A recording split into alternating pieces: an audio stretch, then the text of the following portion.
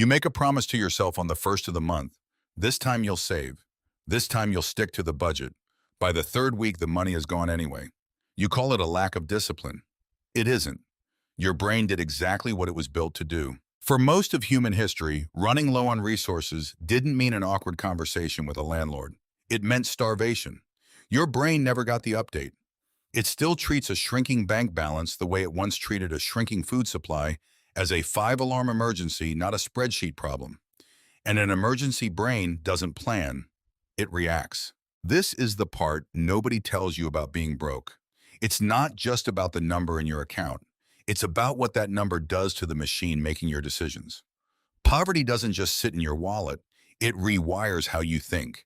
And once you see the mechanism, you can't unsee it in your own life. Start with a study that should be taught in every high school. In 2013, economist Sendhil Mullainathan and psychologist Eldar Shafir published a book called Scarcity: Why Having Too Little Means So Much. Their core finding was simple and brutal. Scarcity of money, of time, of anything captures your attention. It pulls your focus so hard toward the immediate problem that everything outside that tunnel goes blurry. They called it tunneling. When you're short on cash, your brain isn't ignoring your long-term goals out of stupidity. It's physically incapable of seeing them clearly because all its processing power got redirected to the crisis in front of you. Mullainathan and Shafir didn't stop at theory. They ran the numbers on sugarcane farmers in India, published in the journal Science in 2013. The same farmers were tested on cognitive tasks before and after harvest, before harvest when money was tight, and after when they'd just been paid. The exact same person scored significantly worse on IQ in attention tests while poor than while temporarily flush with cash.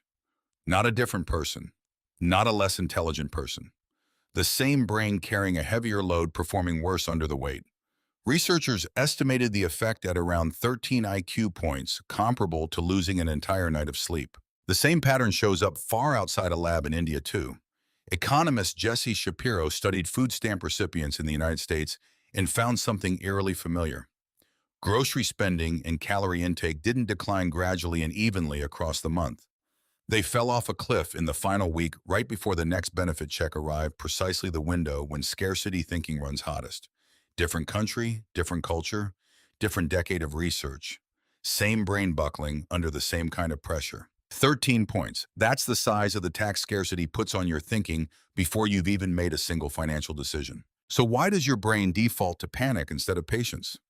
Ask Robert Sapolsky, the Stanford neuroscientist who spent decades studying stress hormones. Chronic financial stress keeps cortisol elevated in your body for long stretches, not just in short bursts. Cortisol is useful for outrunning a predator. It is terrible for weighing a decision that pays off in 10 years. Under sustained cortisol, your brain favors the fast reward over the smart one, because biologically fast used to mean alive. A payday loan doesn't feel irrational to a stressed-out brain. It feels like survival. Now stack one more piece of evidence onto this. Daniel Kahneman and Amos Tversky, the psychologists who essentially founded behavioral economics, discovered something they called loss aversion. Losing $100 doesn't just feel bad, it feels roughly twice as bad as gaining $100 feels good. Their research, later folded into what's known as prospect theory, showed that humans are not rational calculators of risk. We are asymmetric. We will do more to avoid a loss than we will do to secure an equivalent gain. Here's why that matters for someone living paycheck to paycheck. When you have very little, every decision feels like it's made from a position of potential loss. Spend on the emergency or lose the roof over your head. Pay the minimum or lose the car that gets you to work.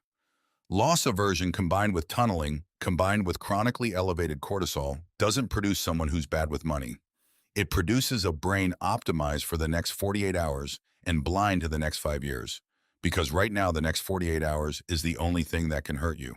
Let's walk through what this actually looks like in a single week. You get paid on Friday, rent is due Monday. Between Friday and Monday, your brain isn't asking, how do I build wealth?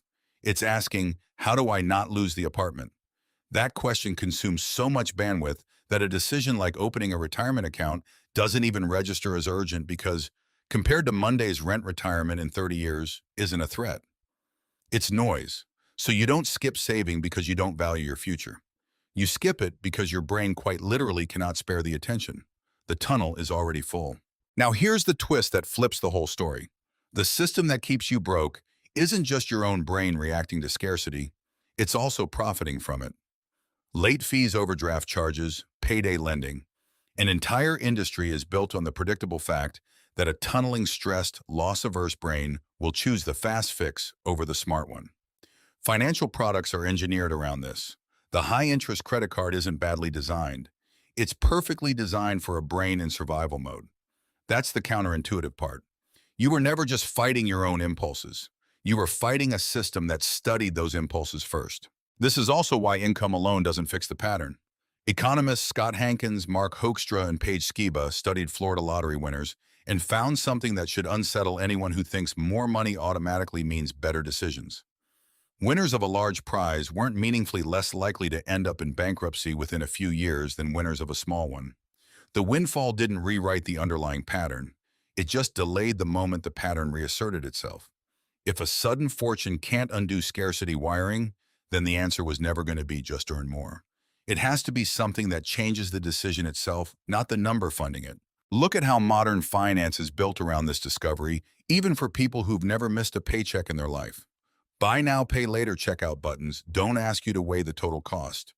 They ask you to weigh today's installment, the only number a tunneled brain is currently equipped to process. Scrolling through your phone at 11 at night, stressed about a bill sitting in another tab, is exactly when a targeted ad for something small, fast, and comforting is most likely to land. None of this is accidental. It's applied behavioral science aimed squarely at the narrowest part of your attention. But here's what almost nobody says next, and it's the part that actually gives you leverage. If scarcity is a mental tax, then the fix isn't more willpower. Willpower is exactly the resource scarcity depletes first. The fix is reducing the number of decisions your tunneled brain has to make under pressure.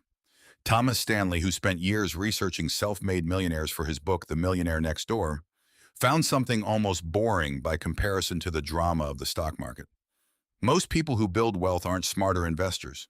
They automate the boring decisions before scarcity ever gets a vote. Automatic transfers on payday before the money hits a checking account where it can be seen and tunneled toward.